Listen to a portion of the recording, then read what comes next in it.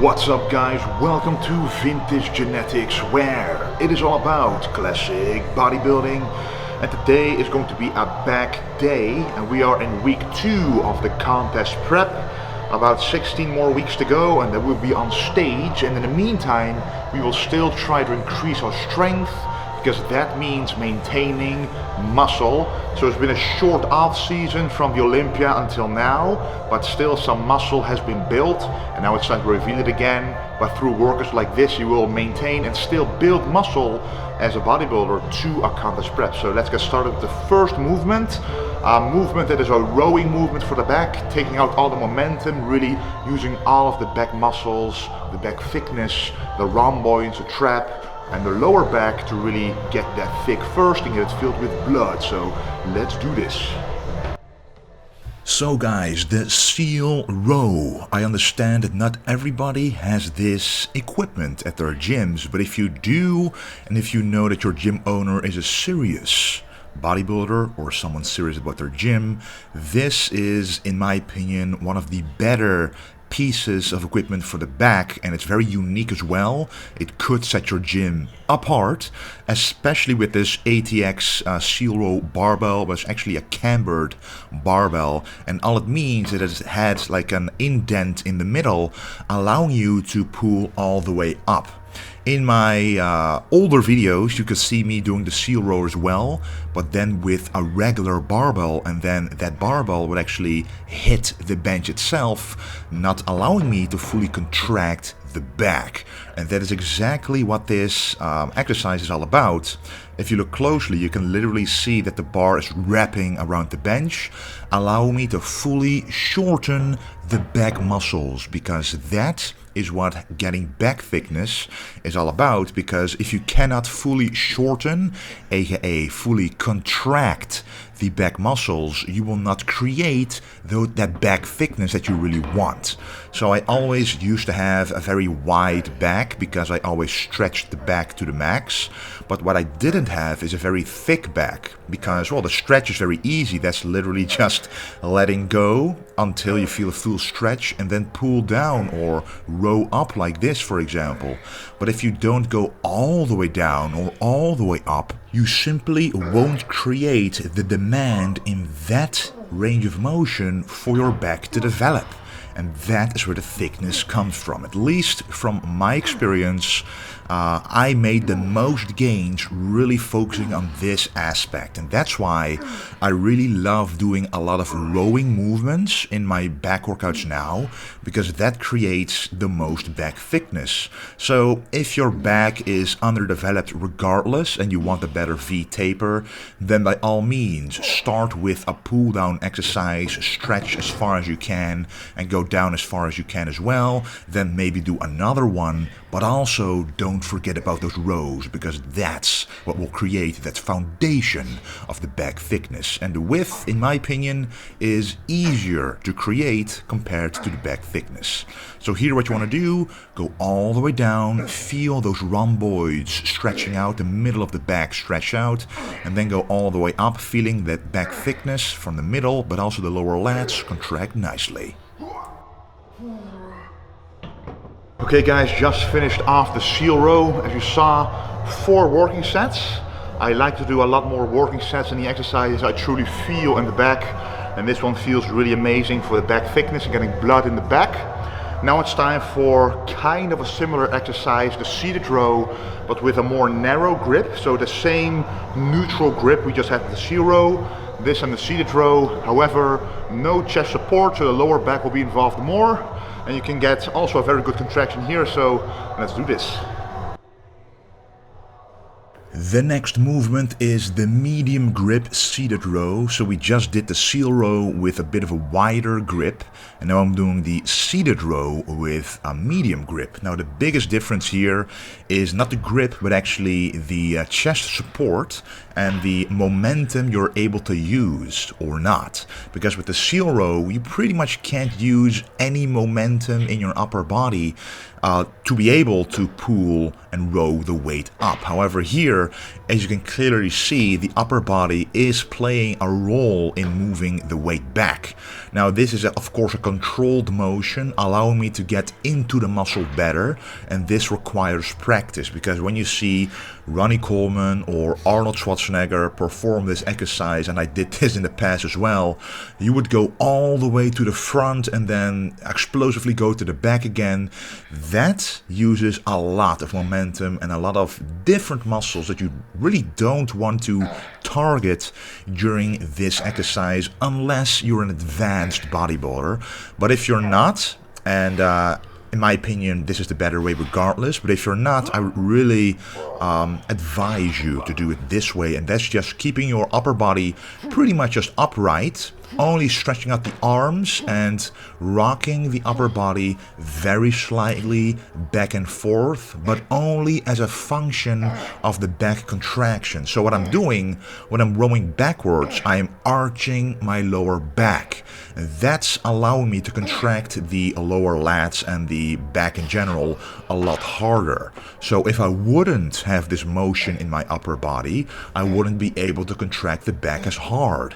Then I would have to use a lighter weight, less tension on the muscle, and less muscle growth in the end. And that's not what we want. We always want the balance between the most heavy weight we can endure and the most amount of tension on the muscle we can produce. That is bodybuilding. Next movement will be another row, and this time it will be chest supported, but now it's going to be with a rope, so the stretch will be amazing, the contraction as well, because the rope allows you to actually move across of your body, around your body, and contract the back even harder, and it just feels very nice. And because we're doing it on a seated bench like this, with a cable that you can adjust the height of, you can actually perfectly, no matter how tall you are, you can put it the height to really target the middle of the back, which is quite difficult to target with free weight. So let me show you what it's all about. I told you guys I love to do rows, and this is row number 3. And again, it's again a row, but with this one, it is a chest supported row, even though my chest is leaving the bench as I'm contracting and rowing backwards, because I am once again arching my lower back, allowing me to contract the back even harder. That's a big tip I have for you guys. So if you keep your back way too straight or upright without arching it at all, it is going to be more difficult to get a good mind-muscle connection in the back, and arching it already contracts some back muscles by the act of arching it, and then it also makes it easier to get into those lower lat muscles and the back muscles in general. So that's a big tip. But the biggest difference between this row and the previous two is the height of where my arms are rowing backwards, because with the seated row my arms were pretty low. With the seal row my arms were moving very naturally, so in an arch upwards, pretty low as well. But here I purposely put the cable pulley a bit higher at around chest level, so that I will really contract the rhomboids and really focus on contracting the upper back thickness, because that's what I want to work on, and that really cannot ever be big enough, especially when you're a competitive bodybuilder on stage and you're doing a back double bicep or a back lat spread. That's when your weaknesses will be exposed in the back if you don't have the thickness there, and that's exactly what this row is for. And by the way guys, for you who haven't been following me for a while or are new viewers, I like to use warm-ups and working sets.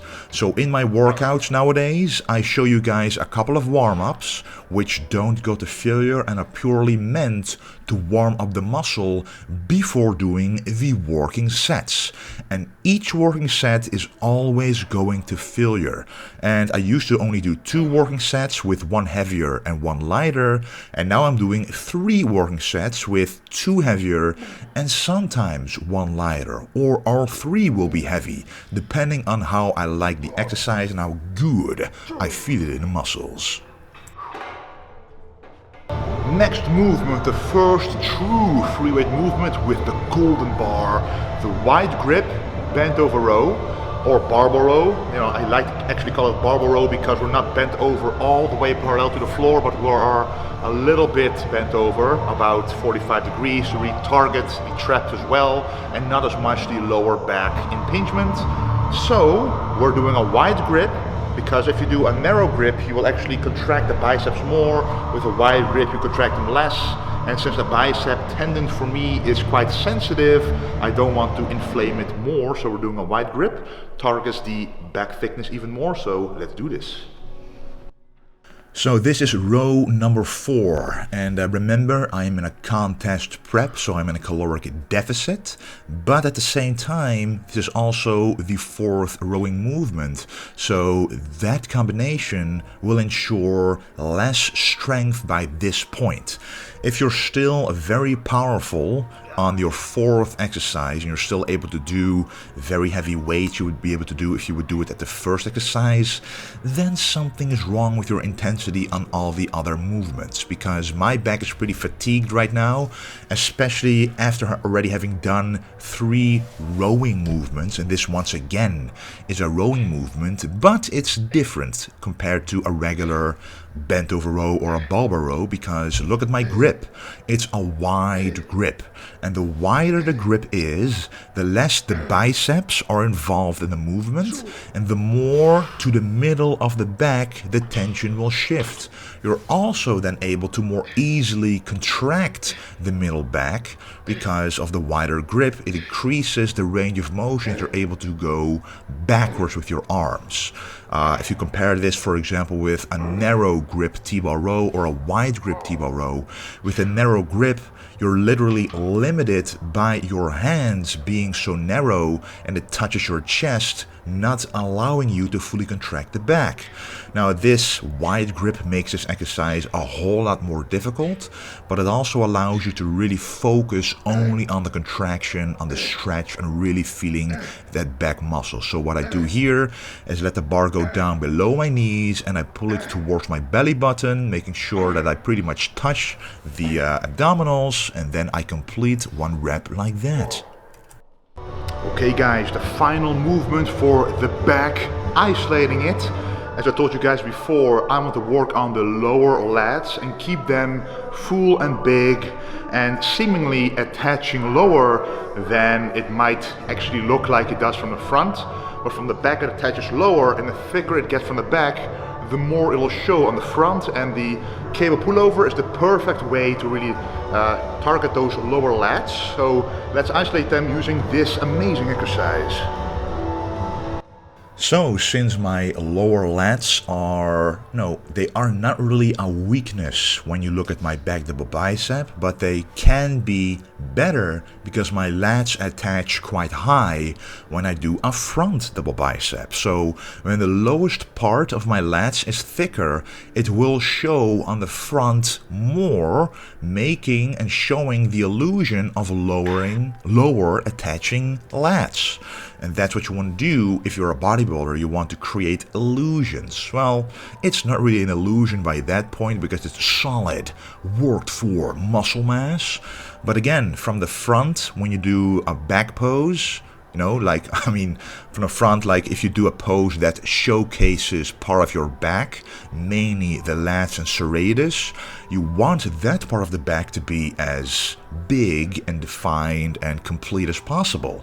So some bodybuilders, their back, simply the tendon of the lats, attaches differently to the bone compared to mine. So what I need to do is where the tendon does attach, I need that muscle mass there to be as big as possible, creating an illusion of our lower attachments.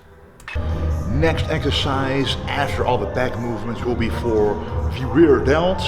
It's always important to include these, in my opinion, right after all the back movements. It's already warmed up, so you can just do 1 exercise, pretty much get right into the working sets, maybe 1 warm-up, then do 2 working sets, and you're done with the rear delts. As easy as that, and then you can actually develop them to be in proportion to the front one. So let's do this. And you can never, ever forget about the rear delt exercises on a back day. I know that most people have a workout split like this. They do chest and triceps, back and biceps, legs and shoulders. However, you don't need to train shoulders if you train the rear delts with the back and the side delts with the chest, and you already train the front delts automatically when you do the chest. If you follow that workout split, which is then becoming very simply chest, side delts, triceps, back, rear delts, biceps and legs, if you're trying that for a while and your shoulders do not grow enough, then yes, an extra shoulder workout is warranted. But throughout my own experience and coaching a whole lot of people, it rarely is needed. However, if you work out for mostly fun and you simply love doing shoulders on their own day, then by all means keep doing it. But if you are, really serious about building the most mass possible, you don't want to, waste a day on shoulders if you can incorporate it during your other workout days anyway. So that's my advice for real serious muscle building people. So this is the face pull, really focusing on the rear delts, making sure they are filled with blood. Okay guys, just finished off the rear delts, make them nice and portioned with the rest of the shoulders. Now it's time for a light dumbbell for isolating the biceps, because right after doing some back movements, the biceps are warmed up. You don't need a lot of bicep work to finish them off. So let's start with the concentration curl. So, after back, as I mentioned in my workout split, I like to do the biceps always. Some people like doing chest and biceps and back and triceps. However, I think because the biceps are already warmed up, it's very easy to then finish the biceps off. And the warm-ups you have to do for the biceps are a lot less. So you spend less time per workout working on that muscle group. And that to me is, very important. Time management means getting more work done within a smaller time frame, which is what everybody wants. Anyway, this is the concentration curl, one of my more favorite movements for the bicep, as you can see, and from this angle you can see it clearly. You can really work the bicep peak here, so you want to contract the bicep as hard as you humanly possibly can at the very top. And trust me, if you do this exercise correctly with quite a lot of volume, meaning at least 15 reps per set with hard contractions each rep, then you will be sore the next day. The only people who won't get sore are the people who are used to doing the concentration curl a lot anyway, or have very genetically gifted biceps which are very big and are, very efficient in solving muscle aches. Last movement of the day, the alternating dumbbell curl. Again, a very simple, basic and old school movement, but it simply works for big biceps, especially when you feel the bicep tendon. And for me, it's the right bicep tendon. It's a little bit inflamed, a little bit irritated. You don't want to do fancy bicep movements. You simply want to stick to the basics, which you feel in the biceps, and don't put a lot of tension on other parts of the arm. So let's do this.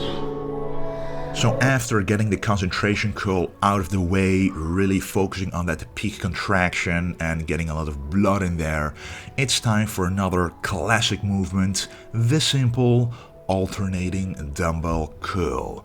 If you guys have been following me for a long time, you know that this is one of my favorite movements, just a free weight movement, just like the concentration curl, by the way.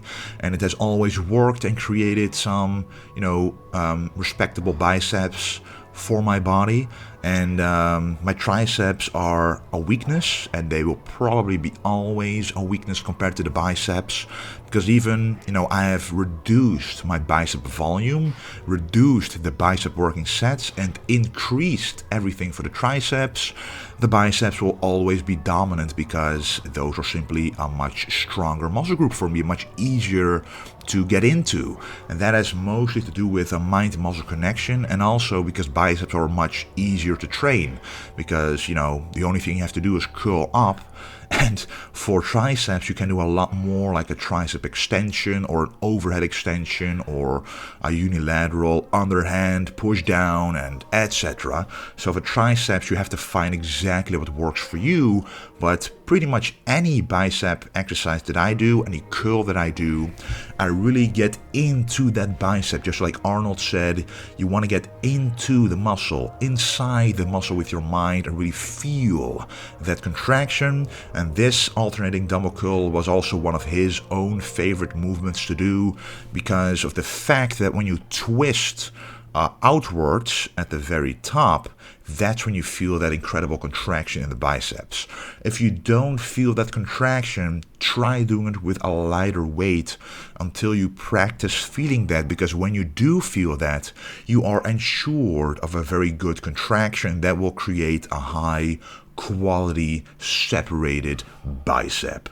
So I'm also doing these simple movements because my right bicep tendon has been, you know, irritated and sensitive for quite a long while.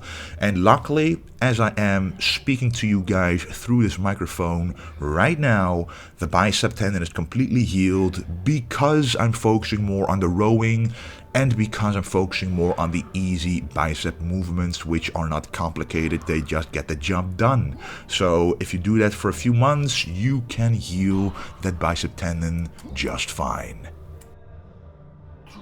Alrighty guys, that was the complete workout, the kind of back workout I like to do to improve the back. As you see, quite a lot of rowing movements, just like a lot of the back workouts I've shown you lately on the channel.